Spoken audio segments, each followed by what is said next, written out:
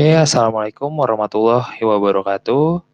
Perkenalkan, nama saya Muhammad Adi Munif dari kelas SE 4101 dengan NIM 1202174104.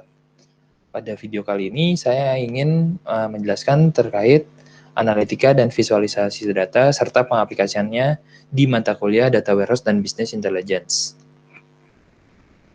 Oke, yang pertama data analytics. Itu merupakan proses peninjauan serangkaian data yang berguna untuk memperoleh kesimpulan dari informasi yang ada dan meningkatkan sistem pada perangkat lunak. Teknologi data analytics telah digunakan di industri komersial yang memudahkan perusahaan mendapatkan output yang lebih baik dan akurat. Secara istilah, data analytics dapat diartikan sebagai rangkaian aplikasi mulai dari basic business intelligence, reporting and analytical processing atau OLAP, dan beberapa fitur analisis yang lebih canggih. Dari pemahaman tersebut, data analytics dapat diartikan sebagai proses sederhana dari bisnis analytics. Makna yang mendekati dengan data analytics adalah orientasi bagi pengguna bisnis di mana data analytics memiliki fokus yang lebih luas. Nah, ada beberapa tipe dari data analytics. Yang pertama ada descriptive analysis. What happened, apa yang terjadi. Ini merupakan dasar dari semua wawasan data, serta merupakan penggunaan data yang paling sederhana dan paling umum dalam bisnis saat ini. Descriptive analysis menjawab apa yang terjadi dengan meringkas data masa lalu, biasanya dalam bentuk dashboard. Sebagian besar dari descriptive analysis dalam bisnis adalah untuk mengecek KPI. Yang kedua ada diagnostic analysis. Why did it happen? Merupakan cara mengambil wawasan yang ditemukan dari analisis deskriptif dan menelaah untuk menemukan penyebab hasil tersebut. Organisasi menggunakan jenis analisis ini karena menciptakan lebih banyak koneksi antara data dan mengidentifikasi pola perilaku. Aspek penting dari diagnostic analysis adalah menciptakan informasi rinci. Ketika masalah baru muncul, ada kemungkinan organisasi telah mengumpulkan data tertentu yang berkaitan dengan masalah tersebut. Yang ketiga ada predictive analysis. What is likely to happen? Ini menggunakan data yang telah dirangkum untuk membuat prediksi logis dari hasil peristiwa. Analisis ini bergantung pada pemodelan statistik yang membutuhkan tambahan teknologi dan tenaga kerja untuk meramalkan. Penting juga untuk dipahami bahwa peramalan hanyalah perkiraan dan akurasi prediksi bergantung pada kualitas dan data rinci.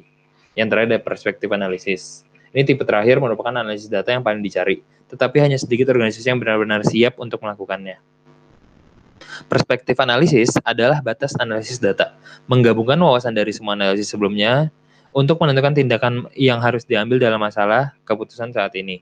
Perspektif analisis menggunakan teknologi terkini dan praktik data.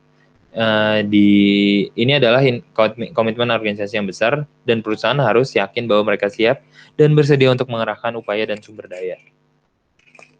Nah, ini ada beberapa tools untuk data analytics. Yang pertama ada R Programming, Tableau, Python, SAS, Apache Spark, Excel, RapidMiner, Genime, QlikView, Splunk. Selanjutnya, pengaplikasian data analytics.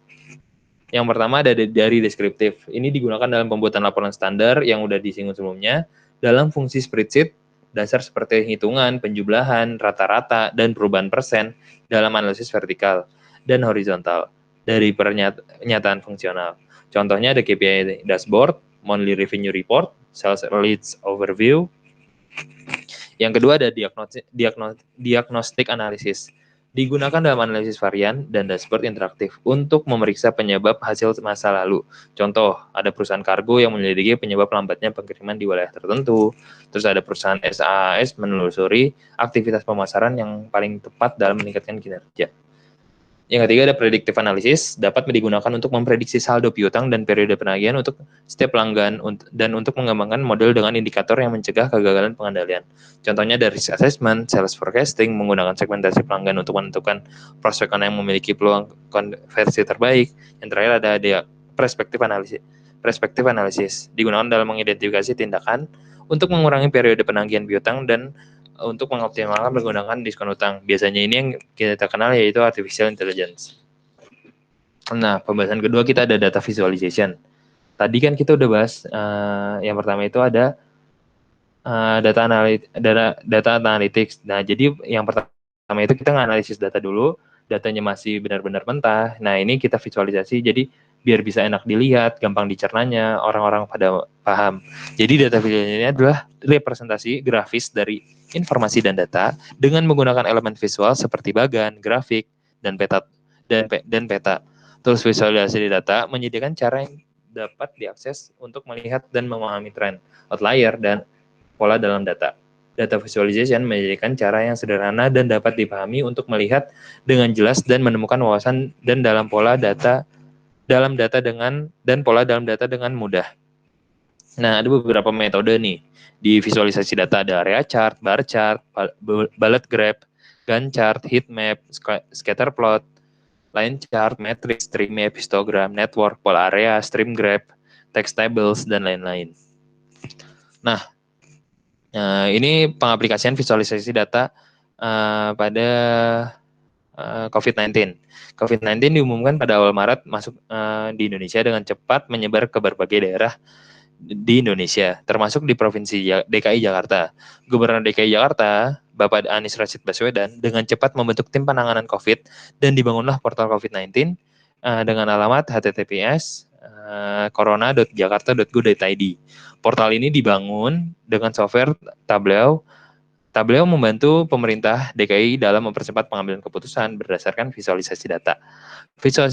Visualisasi yang dilakukan adalah mengubah data tabel yang kaku menjadi bentuk grafik, diagram, geomapping, dan sebagainya, yang mampu memperlihatkan perubahan dan perbedaan data menjadi lebih jelas. Alhasil, tampilan data hasil analisis statistik biasa menjadi lebih cantik dan dengan visual yang eye-catching menggunakan pilihan dashboard interaktif yang disediakan Tableau.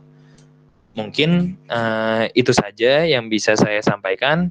Kurang lebihnya mohon maaf. Wassalamualaikum warahmatullahi wabarakatuh.